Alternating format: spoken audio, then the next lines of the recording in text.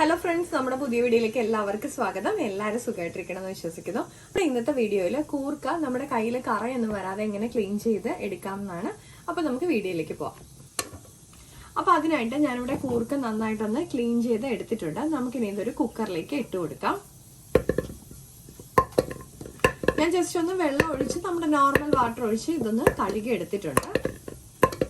നമുക്കിനി ഇതിലേക്ക് കുറച്ച് വെള്ളം ഒഴിച്ചതിന് ശേഷം ഒരു വിസിൽ അടുപ്പിച്ചെടുക്കാം. ഇത് ഹൈ ഫ്ലെയിമിലിട്ട് ഒരു വിസിൽ അടുപ്പിച്ച് എടുക്കാം. നമ്മുടെ കൂർക്ക ഞാൻ നമ്മുടെ കുക്കറിൽ നിന്ന് മാറ്റി എടുത്തിട്ടുണ്ട്. നമുക്കിനി ഇതിലേക്ക് കുറച്ച് നല്ല തണുത്ത വെള്ളം ഒഴിച്ചു കൊടുക്കാം.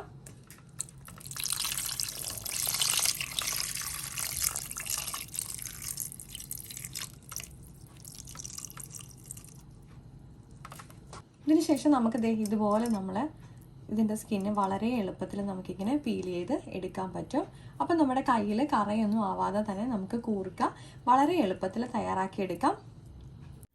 അപ്പോൾ നമ്മുടെ ഈ ടിപ്പ് വീഡിയോ ഇഷ്ടപ്പെട്ടിട്ടുണ്ടെങ്കിൽ എല്ലാവരും ലൈക്ക് ചെയ്യാനും ഷെയർ ചെയ്യാനും സബ്സ്ക്രൈബ് ചെയ്യാനും മറക്കല്ലേ. മറ്റൊരു വീഡിയോ കാണും വരെ നന്ദി, നമസ്കാരം.